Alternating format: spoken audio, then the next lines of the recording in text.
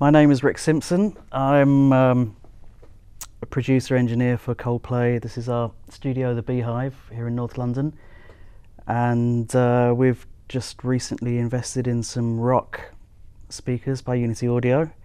Gone through so many kinds of near-field speakers. I feel that I'm constantly trying to find a balance between accuracy and transparency and vibe. You always seem to be lacking something.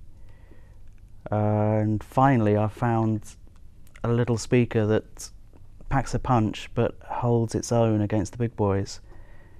It's also saving my ears. It's kind of, I can work at much lower levels and I feel that I'm getting as much detail and feedback from the music as if I was using a much bigger pair of speakers. I like the detail. I like the way that I can hear the picture and the way that instruments relate to each other in a much more detailed way than a lot of other speakers. I find I can really sort of hear the whole picture, the whole mix as a single entity, as opposed to loads of instruments that don't really relate together. I can hear the whole piece very integrated, but still be able to layer the instruments in a way that I like. The bass response on the rocks was very forward and very fast, and I think that can only be a good thing. The detail that you get in the bottom end is really nice, really precise.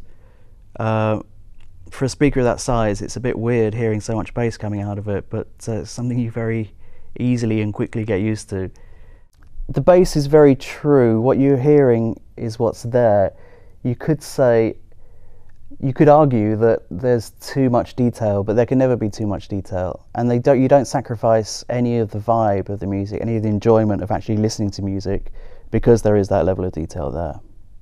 Yeah, they're very much their own speaker. They don't sound like anything else, which doesn't take, it's surprising that it doesn't take longer to get used to. They do their own thing. And once again, the fact that I can work at really low levels for long periods of time, save my ears, yet still know that the work I'm doing is good work.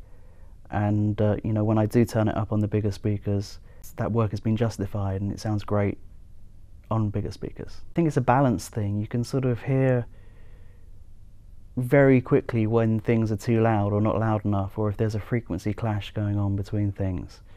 Well, I'm mixing a live album for Coldplay at the moment, and doing, sort of been spending quite a lot of time on it and really enjoying using them. They're staying in my studio with me for the foreseeable future.